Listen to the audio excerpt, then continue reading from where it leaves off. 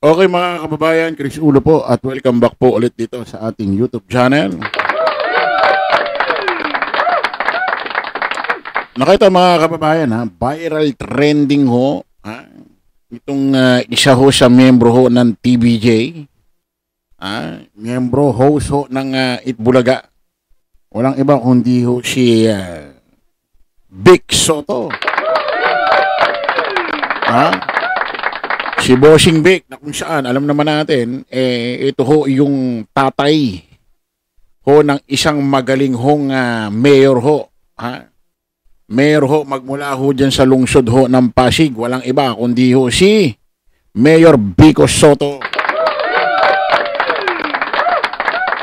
Nako mga kababayan, viral trending ho ito si Bossing Vic na kung saan kasi ngayong araw ho na ito ang dami hong ginawang proclamation rally ho ng iba't ibang lungsod dahil simula na ho ang pangangampanya, pagkampanya ho ng mga lungsod ho, yung mga lokal, yung mga Maynila, Pasig, mga ganyan, Makati. Simula na ho, nagkaroon ho ng proclamation rally ho ito kanina lamang si Mayor Vico Soto dyan ho sa lungsod ho ng Pasig. Na at the same time, siya rin ho ang mayor dyan. So, kung papalarin, mananalo ulit siya sa parating hong halalan, pangatlong term niya na ito. Last term niya na ito, mga kababayan. Kaya, syempre, walang iba. Syempre, di ba? Mayor Vico Soto pa rin.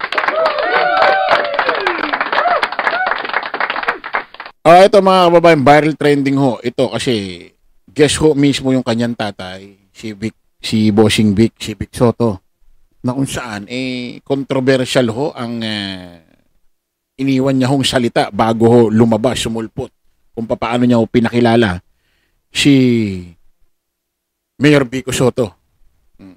Kasi bago ho umakit ng entablado o umako ng mikropono ito si Mayor Vico Soto, ang nagbigay muna ng talumpati, pagbibigay bati doon sa mga tao doon sa proclamation rally. Ito nga si Bossing Vic. Pero bago ang lahat ng mga kababayan, alam naman natin na ang namamayagpag ngayon pagdating sa politika, mga umiingay, mga bagong umiingay ho, na although dati pa rin namang maingay na ang kanilang apelido, pero sa analyze ko ho, mas dumadami or lumalaki, lumalawak ang kanilang political career ng kanilang pamilya. Ngayon ho kasi, nagiging maingay din ho, mga kababayan, yung apelidong Tulpo.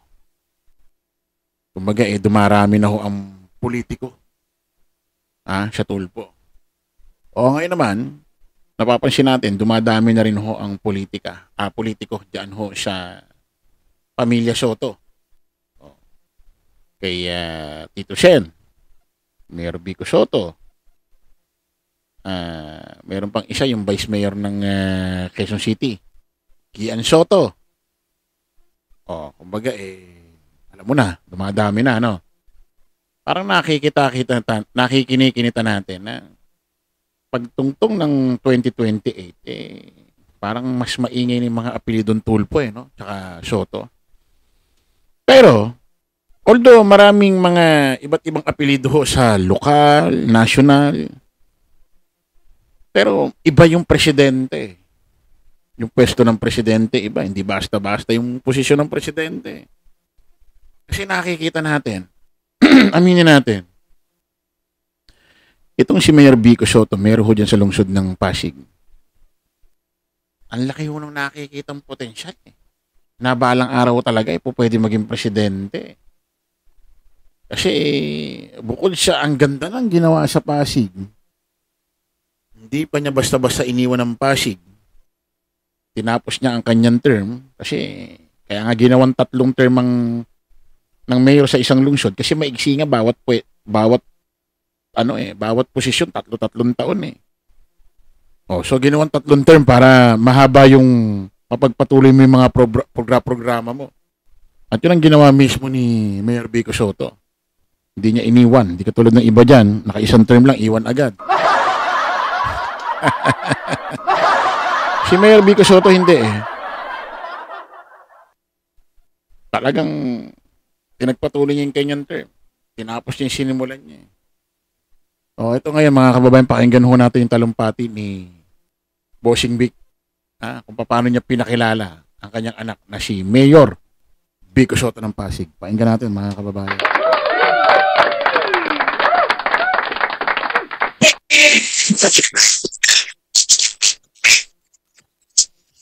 Kaya, hi fans! Hi Dabarkads! Isang mapagpala at magandang umaga sa ating lahat. Inedit ito kasi doon ho sa field kung saan may proclamation rally, hindi masyadong narinig boses ni Bossing Vic, narinig yung hiyawan ng mga tao doon sa paligid. So inedit yata ng Rappler ito or ng sino man, medyo minute yung ingay ng paligid. Ang pinangibabaw lang nila boses ni Bossing Vic na much better para maintindihan ho natin. Ano? Tuloy natin. Ako po gusto ko lang bumati. Gusto ko lang po kayong batiin, mga Pasigenyo. Gusto ko po kayong i-congratulate. Dahil dito sa lungsod ng Pasig, sa ating minamahal na lungsod, napatunayan natin sa buong bansa na kaya natin labanan at sugpuin ang korupsyon. Kayo ang aking binabati kasi kayo po ang nagluklok sa mga magigiting na taong nasa harap ninyo ngayon.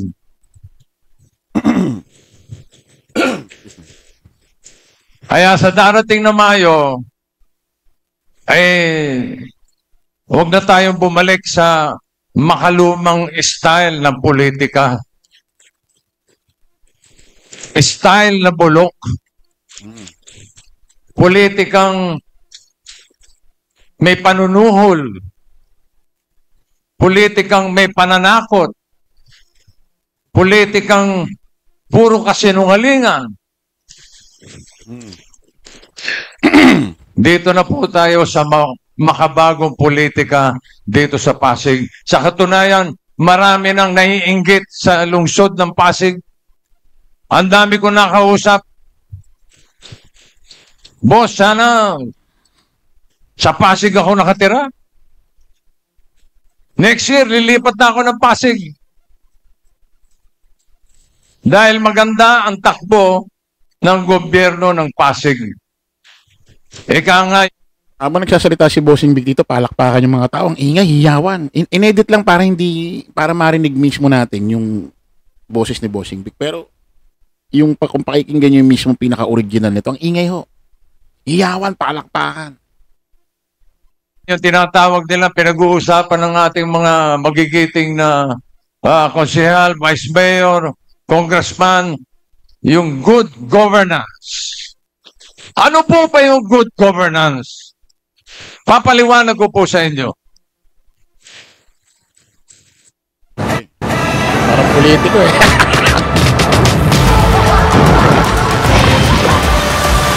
May lang po. Challenge accepted.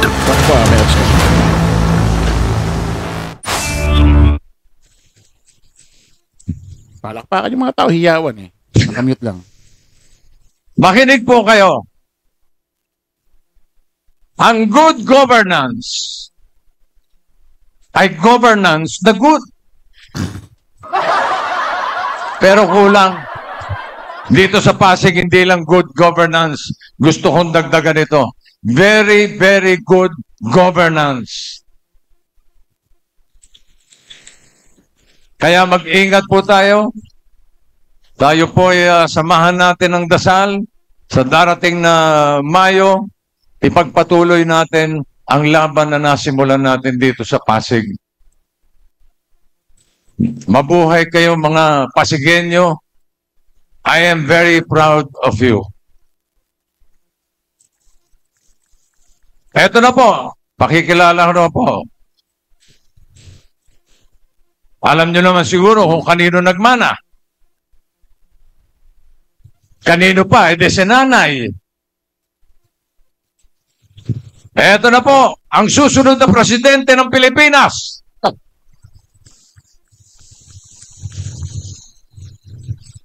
Mayor Vico Soto. Oh, naka-edit lang kasi hindi na humaintindi. Naging chief PNP ako! Alam ko ano ang papel ng Interpol sa mundo!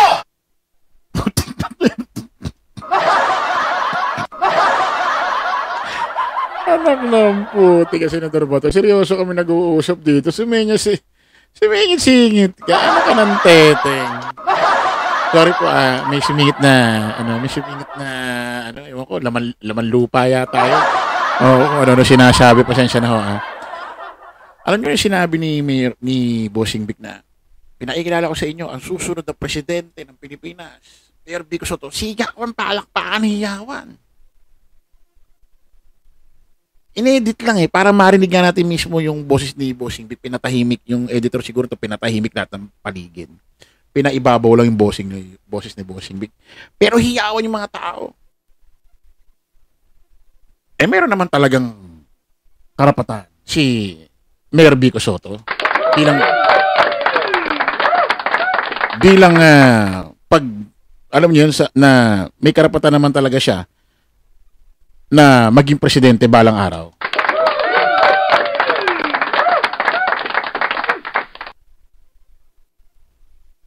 Mukhang ang magpapalubog sa mga Duterte si PBBM. Pero pagtungtong ng 2028, ang talagang magpapalaos na talaga mga Soto.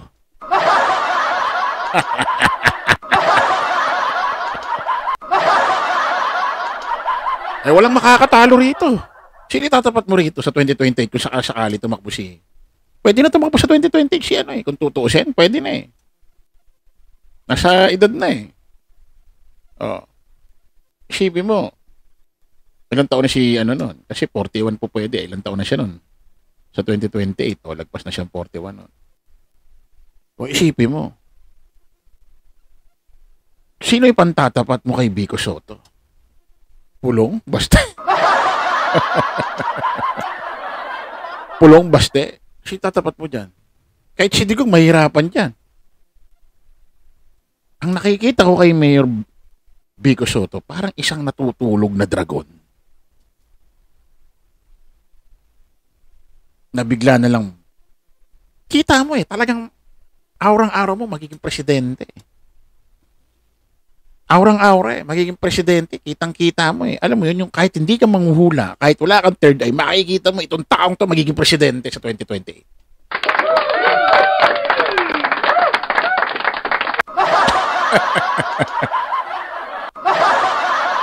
Sarap utik. Sino pang tatapat mo rito? BP Inday Sara? Sa bagay, hindi na makakatapat yun kasi mai-impeach na yun, hindi na makakatakbo yun ng kahit anong posisyon. Sana. Pero ito hindi pangarap ito, mangyayari talaga ito. Magiging presidente ho yan, si Mayor Vico Soto. Siguro Diyos na lang makakapagsabi kung kailan siya dapat nararapat ng umupo bilang presidente ng Pilipinas. Okay, maraming salamat po mga kababayan. Kita-kita tayo sa panibagong live, panibagong vlog. Paalam po, pasamantalangin yung lingkod, host Grace Ulo. Lagi natin tatandaan doon, follow the majority, follow the right way. Maraming salamat. Kita-kits po tayo ulit. Bye-bye po.